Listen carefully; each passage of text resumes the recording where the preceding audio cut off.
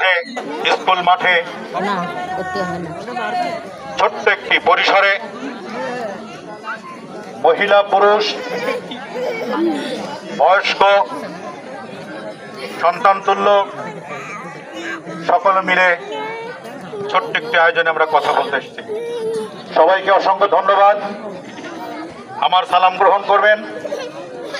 যারা হিন্দু সম্প্রদায় আছে তাদের প্রতি নমস্কার। গত কয়েকদিন আগে আপনারা জানেন পূজা হয়ে গেছে, দুর্গা পূজা। এই দুর্গা পূজা উপলক্ষে এই মহেশপুর কোটচাঁদপুরে আমি 42টি পূজা মণ্ডপ নিজে পরিদর্শন করেছি। আপনাদের প্রিয় সন্তান, এলাকার সন্তান, প্রিয় ভাই এই জাফরিন আমাদের সাথে সর্বসময় ছিল। যখন এই মান্দার বেড়াতে এসেছি, যখন পাতানগাছি গেছি, তখন রাত 2টা, 2:30, 3টা, 3:30 বাজে। তখনও পর্যন্ত পূজা মণ্ডপে আমরা মানুষের ঢল লক্ষ্য করেছি। এখানে অনেকে রয়েছেন, এখানে পূজা মণ্ডপ কর্তৃক যারা এখানে ছিলেন, অনেক বৌদি, অনেক দিদি, অনেক ঠাকমা এখানে আছেন। এই যে বৌদি আমাকে লাড়ু বানায় খাওয়াইছিল, আমি সেই লাড়ু ঢাকা পর্যন্ত নিয়ে গিয়েছিলাম। আজকে তাকে দেখে আমি চিনতে পেরেছি যে আপনার হাতে বানানো লাড়ু আমার মাকেও খাওয়াইয়েছি।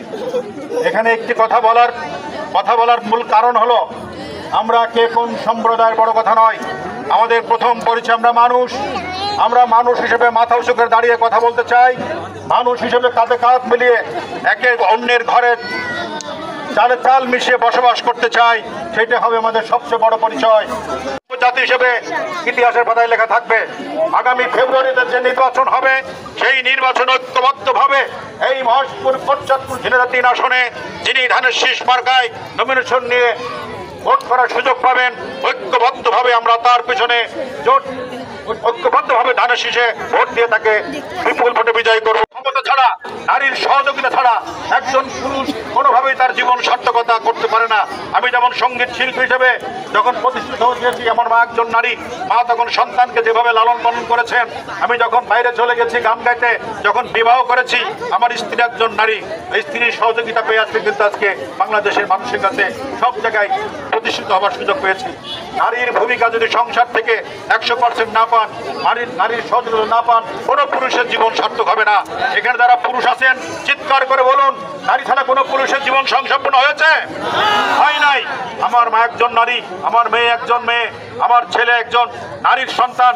সেক্ষেত্রে পৃথিবীটাই চলছে নারীদের মধ্যে, পৃথিবীতে আসা, পৃথিবীতে আমরা ভালো দেখছি নারীর মাধ্যমে, পৃথিবীতে চলছি নারীর মাধ্যমে, পরবর্তী প্রজন্ম তৈরি হচ্ছে নারীর মাধ্যমে। তাই মা শব্দটি পৃথিবীর সবচেয়ে শ্রেষ্ঠ শব্দ। আল্লাহ পাকের পরে যদি 2টি শব্দ থাকে, মা এবং বাবা, মার গুরুত্ব সবচেয়ে বেশি।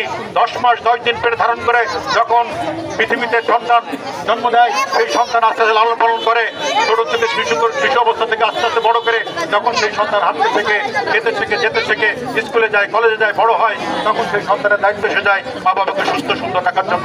তেমনি ভাবে আমরা যারা বড় হয়েছি, যারা জ্ঞানী হয়েছি, যারা জ্ঞান অর্জন করেছি, মা বাবার পাশাপাশি দেশকে সুন্দর সুস্থ রাখার দায়িত্ব আমাদেরকে নিতে হবে।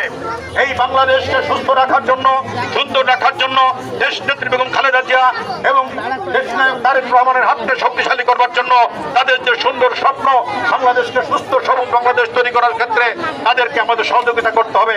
তাহলেই একজন নারী যেভাবে সন্তান জন্ম দিয়ে বাংলাদেশে আস্তে আস্তে বড় করে, তাকে বিবেক বুদ্ধিমান করে সমস্ত কিছু বুঝতে শিখতে শেখায়, তেমনি ভাবে আমাদের দায়িত্ব এসে যায় এই বাংলাদেশকে সুস্থ সুন্দর রাখার জন্য আমাদের সকলকে ভূমিকা রাখতে হবে।